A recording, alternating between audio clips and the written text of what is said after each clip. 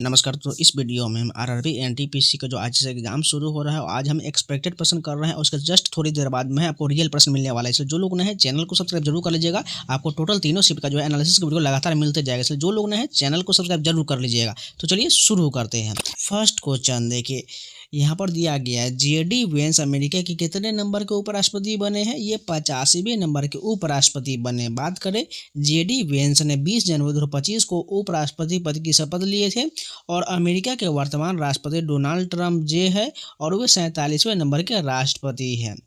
Next question देखिए, वर्धन वंश को किस नाम से जाना जाता है। पुष्यभूति वंश के नाम से वर्धन वंश को जाना जाता है। स्थापना की बात करें, 6वीं शताब्दी ईस्वी में पुष्यभूति नामक शासक ने किया था। नेक्स्ट क्वेश्चन देखिए, चंदेल राजवंश के किस राजा ने कंदरिया महादेव मंदिर का निर्माण करवाया था। विद्याधर ने करवाया था। यह मंदिर भगवान शिव को समर्पित और इसकी वास्तुकला नागर शैली की उत्कृष्ट मिसाल माना जाता है। खजुराहो मध्य प्रदेश के जैन मंदिर की इस शासक के द्वारा बनवाया गया था। ये जो है चंदेल वंश के शासक द्वारा बनवाया गया था। यह मंदिर 950 ईस्वी से 1050 ईस्वी के बीच बनवाया गया था। नेक्स्ट क्वेश्चन देखिए, कर्नाटक के किस वायलिन वादक को 2025 में पद्म विभूषण से सम्मानित किया गया था। लक्ष्मी नारायण सुब्रमण्यम को सम्मानित किया गया था। नेक्स्ट क्वेश्चन देखिए, हाल ही में भारतीय वायुसेना के नए उप प्रमुख की कौन बने हैं। एयर मार्शल नर्मदेश्वर तिवारी जो है भारतीय वायुसेना के नए उप प्रमुख बने हैं। राष्ट्रीय ग्रामीण स्वास्थ्य मिशन कब लागू हुआ था। 12 अप्रैल 2005 को लागू किया गया था। बात करें इस मिशन के अंतर्गत जननी सुरक्षा योजना, मोबाइल हेल्थ यूनिट और आशा कार्यकर्ता योजना जैसे पहले शुरू किया गया है। 2013 में NRHM को राष्ट्रीय स्वास्थ्य मिशन में शामिल कर दिया गया, जिसे शहरी स्वास्थ्य मिशन भी जोड़ा गया। नेक्स्ट क्वेश्चन देखा, डच ने भारत में अपनी पहली फैक्ट्री कहाँ पर खोला था। मसूलीपट्टनम में खोला था, वर्तमान आंध्र प्रदेश में, और यह 1605 ईस्वी में खोला गया था। इसके बाद 1610 में पुलिकट में, 1616 में सूरत में, 1641 में बिमलीपट्टनम और 1653 में चिनसूरा में फैक्ट्री स्थापित किया गया था। नेक्स्ट क्वेश्चन देखिए, भारत में अपनी पहली AI आधारित real time one alert system किस राज्य ने लॉन्च किया है। मध्य प्रदेश राज्य ने लॉन्च किया है। वर्तमान में संपत्ति के अधिकार को किस अनुच्छेद में रखा गया है। अनुच्छेद 300 में रखा गया, जो इसे वैधानिक अधिकार देता है। किसी से जबरन श्रम करवाने पर कौन सा अधिकार लागू होता है। किसी से जबरन श्रम करने पर संविधान के अनुच्छेद 23 के तहत प्रतिबंधित है, जो शोषण के विरुद्ध अधिकार है, राइट अगेंस्ट एक्सप्लॉइटेशन के अंतर्गत आता है, जो एक मूल अधिकार है। नेक्स्ट क्वेश्चन देखिए, बार बार Ctrl+S दबाने पर क्या होता है। Ctrl+S दबाने से किसी फाइल या डॉक्यूमेंट को सेव किया जाता है। बार बार दबाने पर भी अगर कोई नया बदलाव नहीं किया गया है तो फाइल उसी रूप में सुरक्षित रहता है और कोई अतिरिक्त बदलाव नहीं होता है। नेक्स्ट क्वेश्चन देखिए, विंडोज को खोलने की शॉर्टकट कुंजी क्या होता है। विंडोज की +E होता है, जो खोली हुई विंडो के बीच शीघ्रता से स्विच करने के लिए आप Alt+Tab का उपयोग कर सकते हैं। नेक्स्ट क्वेश्चन देखिए, बौद्ध ग्रंथ के किस पुस्तक को उसकी गीता कहा जाता है। धम्मपद को कहा जाता है। भारत में मॉन्टेग्यू चेम्सफोर्ड सुधार वर्ष डैश में पेश किया गया था। ये जो है 1919 में आया था। इसे भारत सरकार अधिनियम 1919 के रूप में भी जाना जाता है। नेक्स्ट क्वेश्चन देखिए, बोस आइंस्टीन संघनन पदार्थ की अवस्था सबसे पहले किस तत्व से बनाया गया था। रुबिडियम से तत्व से बनाया गया था।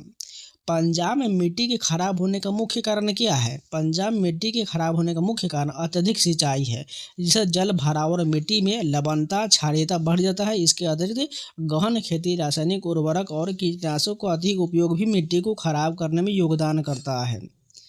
उत्तर भारत में नदियों का कौन सा प्रतिरूप पाया जाता है। समानांतर और पंखनुमा होता है। भारत किस वर्ष में विश्व व्यापार संगठन का सदस्य बना था। 1 जनवरी 1995 को बना था। 1 जनवरी 1995 को WTO के औपचारिक शुरुआत के साथ भारत इसका सदस्य बन गया था। WTO टैरिफ और व्यापार सामान्य समझौते GATT का स्थान लेता है, जो 1948 से अस्तित्व में था। 2025 में सेना कमांडर की पहली बैठक कहाँ हुआ था। 2025 में आर्मी कमांडर की पहली बैठक नई दिल्ली में हुआ था, जो 1 से 4 अप्रैल 2025 तक चला था। रक्षा मंत्री राजनाथ सिंह की अध्यक्षता में हुआ था। यूपीएससी के छात्रों की तैयारी हो तो कौन सा पोर्टल बनाया गया है? यूपीएससी के छात्रों की तैयारी के लिए आई गोट कर्मयोगी पोर्टल और national programme for civil service capacity building बनाया गया है। ये संसाधन उपलब्ध कराए जाते हैं, लेकिन विशेष रूप से यूपीएससी ऑनलाइन लर्निंग प्लेटफॉर्म जैसे पोर्टल भी सरकार और निजी संस्थानों द्वारा उपलब्ध कराए गए हैं। इसके अलावा स्वयं और दीक्षा पोर्टल भी यूपीएससी से जुड़ी अध्ययन सामग्री मिलता है। नेक्स्ट क्वेश्चन देखिए, दिल्ली सल्तनत में पत्राचार विभाग को क्या कहा जाता था? इसे दीवाने इंसा कहा जाता था। बात कर दिल्ली सल्तनत के प्रमुख विभाग और उनके नाम जान लीजिए जो आगे के चैप्टर के लिए बहुत ही इंपॉर्टेंट है। वित्त विभाग को दीवाने वजीर कहा जाता था। राजस्व विभाग को दीवाने माल कहा जाता था। सैन्य विभाग को दीवाने औरस कहा जाता था। धार्मिक दान विभाग को दीवाने सदर कहा जाता था। राज्य पत्राचार विभाग को दीवाने इंसा कहा जाता था। गुप्तचर विभाग को बारिदे मुमालिक कहा जाता था और न्याय विभाग को काजी मुमालिक कहा जाता था। कुकी जनजाति उत्तर पूर्व भारत में कहाँ पाया जाता है? कुकी जनजाति मुख्य रूप से मणिपुर में पाया जाता है। इसके अलावा मिजोरम, नागालैंड और असम के कुछ क्षेत्र में भी इनकी उपस्थिति है। नेक्स्ट क्वेश्चन देखिए, भूकंप मापक यंत्र द्वारा दर्ज की जाने वाले तरंगों के माध्यम से यात्रा का क्रम क्या होता है? सबसे पहले पी वेव जो प्राइमरी वेव होता है जो सबसे पहले पहुंचता है, ठोस, द्रव और गैस सभी माध्यम से गुजर सकता है। एस वेव की बात करिए, सेकेंडरी वेव होता है जो दूसरे आता है लेकिन जो केवल ठोस माध्यम से गुजर सकता है। सरफेस वेव की बात करिए जो सबसे बाद में पहुंचता है, सतह पर चलता है और सबसे अधिक क्षति पहुंचाता है। भारत ओमान युद्ध अभ्यास में किस युद्धपोत ने भाग लिया था?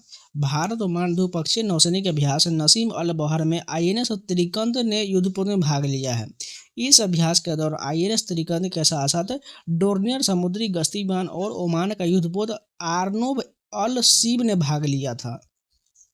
यह अभ्यास नसीम अल बहर सी ब्रिज के नाम से जाना जाता है और यह भारत एवं ओमान के नौसेना के बीच द्विपक्षीय समुद्री सहयोग को बढ़ावा देने के लिए आयोजित किया जाता है। नेक्स्ट क्वेश्चन है कि स्टॉकहोम कन्वेंशन किस वर्ष हुआ था? स्टॉकहोम कन्वेंशन को 22 मई 2001 को बनाया गया था और यह 17 मई 2004 को लागू हुआ था। यह एक वैश्विक संधि थी जिसका उद्देश्य मानव स्वास्थ्य और पर्यावरण को अस्थायी कार्बनिक प्रदूषक के हानिकारक प्रभावों से बचाना है। दक्षिण पश्चिम वर्षा कहाँ से उत्पन्न होता है? ये अरब सागर और बंगाल की खाड़ी से होता है। राजस्थान में पानी की आपूर्ति के लिए कौन सी प्रमुख योजना है? राजस्थान में पानी की आपूर्ति के लिए इंदिरा गांधी नहर परियोजना प्रमुख है। नए कार्यक्रम अप्लाइड मैकेनिक्स जो है बायोमैकेनिकल इंजीनियरिंग में किस आईआईटी से शुरू किया गया था? Applied mechanics and medical engineering विभाग में 2 नए बीटेक कार्यक्रम आईआईटी मद्रास में 2025-26 शैक्षणिक सत्र से लागू किया गया था। भारत सरकार और भारतीय रिजर्व बैंक के बीच मौद्रिक नीति पर समझौता पॉलिसी फ्रेमवर्क एग्रीमेंट कब हुआ था? भारत सरकार और आरबीआई के जो मौद्रिक नीति ढांचा समझौता 20 फरवरी 2015 को हुआ था। इस समझौते का तहत मुद्रास्फीति लक्षीकरण की नीति अपनाया गया जिसमें उपभोक्ता मूल्य सूचकांक सीपीआई आधारित मुद्रास्फीति को 4% के दायरे में रखने का लक्ष्य तय किया गया था। नेक्स्ट क्वेश्चन देखिए, अप्रैल 2025 में भारत ने पाकिस्तान के साथ कौन से संधि निलंबित कर दिया था? अप्रैल 2025 में भारत ने पाकिस्तान के साथ इंदुस जल संधि को 23 अप्रैल 2025 को निलंबित कर दिया था। उत्तर भारत में शीत ऋतु में मानसून किस कारण से आता है? पश्चिमी विक्षोभ के कारण आता है। कर्मयोगी ऐप का आधिकारिक नाम क्या है? कर्मयोगी ऐप का आधिकारिक नाम आई गोट कर्मयोगी यानी इंटीग्रेटेड गवर्नमेंट ऑनलाइन ट्रेनिंग कर्मयोगी पहल है। यह भारत सरकार का डिजिटल प्लेटफॉर्म है जिसे सरकारी कर्मचारियों को प्रशिक्षण और क्षमता निर्माण के लिए लॉन्च किया गया है। माउंट एवरेस्ट पर चढ़ने वाले सबसे कम उम्र के व्यक्ति कौन है? जॉर्डन रोमरो है। ये संयुक्त राज्य अमेरिका के रहने वाले हैं। नेक्स्ट क्वेश्चन देखिए, अधीनस्थ न्यायालय का कार्य क्षेत्र किससे संबंधित है? अधीनस्थ न्यायालय यानी सब ऑर्डिनरी कोर्ट का कार्य क्षेत्र मुख्यतः जिला एवं स्थानीय स्तर पर दीवानी और फौजदारी मामलों से संबंधित होता है।